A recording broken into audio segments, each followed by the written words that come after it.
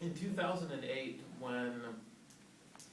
the techniques of banks and financial institutions to prop up the profit rate for global capitalism failed, the system entered into an economic crisis,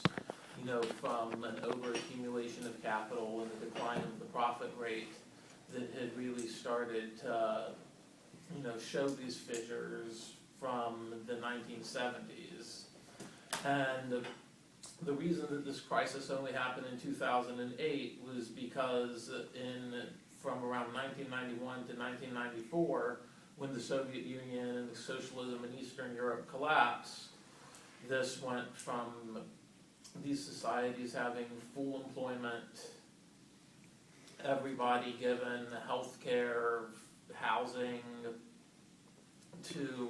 massive increases in poverty, declines in life expectancy of over 10 years in some countries, and massive unemployment rates. This, growth of the reserve army of labor allowed capitalism to restore the profit rate and continue accumulating and push the crisis back a couple of decades. The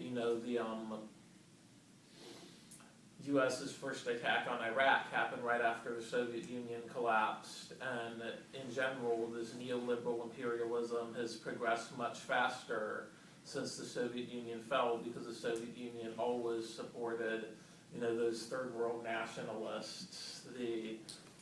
national liberation struggles, the movements for, more national independence and autonomy, and then also that since this crisis was pushed back by the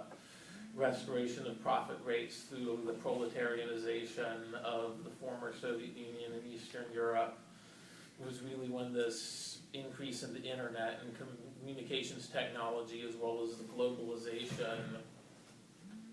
that, these attacks on the working class globally allowed,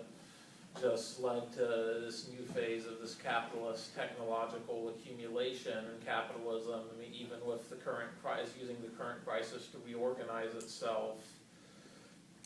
and impose, even further reorganization of the world's markets. And if, the Soviet Union had not been overthrown, you would have had this crisis happen much earlier in a situation of general, capitalist technological stagnation, with much stronger leftist movements throughout the world, with the Soviet Union helping the general worldwide movement against capital and against austerity and against the crisis. So the destruction of the Soviet Union and the quick, global intervention in it to consolidate the capitalist forces was really just such a major defeat for the global working class and such a major victory for capitalism. And the answer to one of the big questions we deal with on the left of why is the left in such disarray, in such a fucked up state? Why is it so weak? That a lot of this is just due to the lack of, the decline of Soviet internationalism, the increase in this global reserve army of labor due to the collapse of the Soviet Union. And it's also an important lesson, I think, to just show the general correctness of Marxist economic principles, that when the Soviet Union and Eastern Europe collapsed, they went from having full employment, they went from having the necessities of life completely guaranteed to everyone, to having this massive unemployment, massive poverty and starvation, that a huge portion of the capital stock in these countries just had to be scrapped or sold off for nothing, or abandoned and let to waste, which, really confirms the theories that show that capitalism reaches its limit when the overaccumulation, of capital reduces the profit rate and needs this destruction of capital and increase in unemployment to go restore it. I think that this, the reason the Soviet Union collapsed, despite the fact, and as well as in Eastern Europe, socialism in Eastern Europe, despite the fact that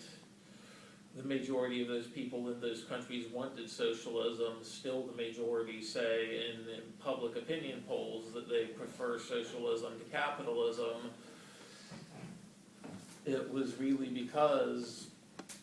that a lot of, I guess, these anti-communist criticisms of the communist countries have this kernel of truth to them, that the exercise of the dictatorship of the proletariat, does cause the hardships and inconveniences and rigors for people, and that people in these countries have felt that, well, socialism has been, especially in the Soviet Union, socialism's been consolidated for, many, many decades. There's no rich class of people, and which is true in the Soviet Union. The top bosses only made twice as much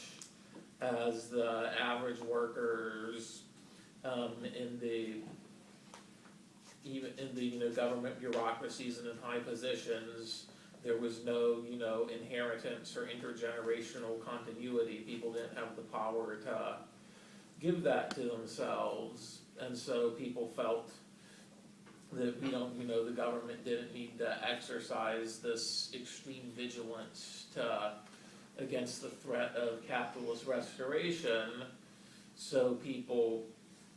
felt that, in a lot of countries in the 1980s, that they could go and allow the existence of competing political parties, allow, reactionaries and pro-capitalist people to organize for themselves. So what happened was that these, capitalist forces turned out, especially in league with the actual capitalists that had existed throughout the Soviet Union, organized crime, that in league with these, as well as, a lot of the more privileged people within the Communist Party, who weren't inclined to, or who were inclined to hamstring any efforts to stop this, that these capitalist forces turned out to be immensely powerful, and that the working class socialist forces had, because they decided they didn't need a dictatorship of the proletariat any longer, had outlawed, a lot of the methods that they had used to fight the class struggle in these countries. And capitalism won out, which in retrospect, and this is the lesson that the communists throughout Asia and Cuba learned, was that in this world where there's so much, capitalist and racist and male supremacist exploitation in almost every country, that the technological conditions and the social conditions that are prevailing at this time are heavily predisposed to, the power of these oppressive forces, and are heavily predisposed to generating capitalism and supporting the development of these, capitalist forms of organization. And so, tragically, socialism was overthrown in these countries, although, the existing socialist countries really learned that the dictatorship of the proletariat was going to be a necessity until communism was achieved. And I think an important lesson from that, really, it confirms, what I would say is the most reductive principle of Marxism-Leninism, perhaps, which is that in order that the bourgeois state, the dictatorship of the bourgeoisie, really does mean that the state is something very similar to one of these gangs, these organized crime groups that's had such a huge role in establishing capitalism in the former Soviet Union, that the state basically is, and its power does derive from a group of people organizing themselves into a network that goes and, defends their own economic interests at gunpoint, and, only operates on the basis of the support of these people, and that Marxist-Leninists believe that rather than, being able to change the system and push this gang to do what people want by, writing one thing on a piece of paper and depositing ballots into it, that it needs to, be completely defeated and replaced by, an alternative group of the masses of people organized to, fight for and exert force for their power. And so I think both at the end of the Soviet Union, when, people strayed away because they didn't have, obviously the hindsight of that to look at, strayed away from the dictatorship of the proletariat is really an example of people getting away from those principles, as well as when you look at when the Soviet Union started, like the wave of revolutions throughout Europe that was going on that Nikki talked about. A lot of those revolutions, the working class had organized themselves into the most powerful armed body in the country and caused governments to abdicate. And then when they could have really seized power, they, made alliances with social democrats, and social democrats became the leading forces in a lot of these revolutionary coalitions, and they said,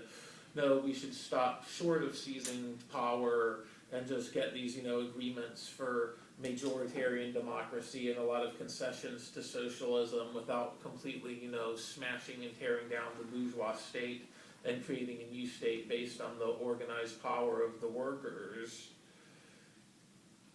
And, they ultimately lost out and were completely crushed and felt faced with the most extreme forms of reaction. And I feel that it's an important thing to look at. If you look at, the U.S. state, the U.S. state's always going to go and defend, the interests of white people against people from oppressed nationalities, of, men against women, and of rich people against workers. And that I think the answer to the question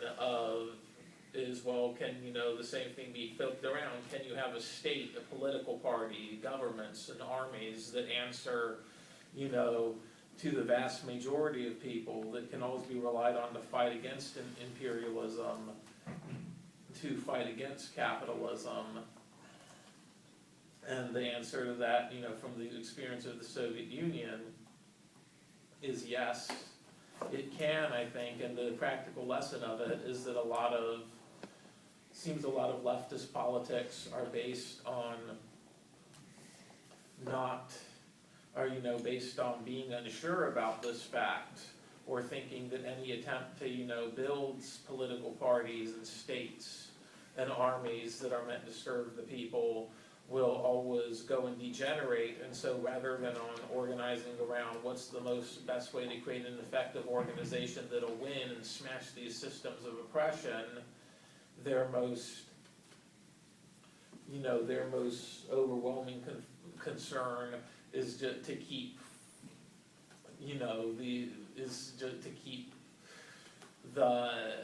these revolutionary organizations from becoming too powerful themselves, or from winning out and then becoming, and then somehow losing the need to have this base of support among the masses of people. And I think, the Soviet Union just shows that the masses of people can organize, seize power, build themselves into a force that can maintain power and run a country for, to the great benefit of, of all the masses of people that made the revolution.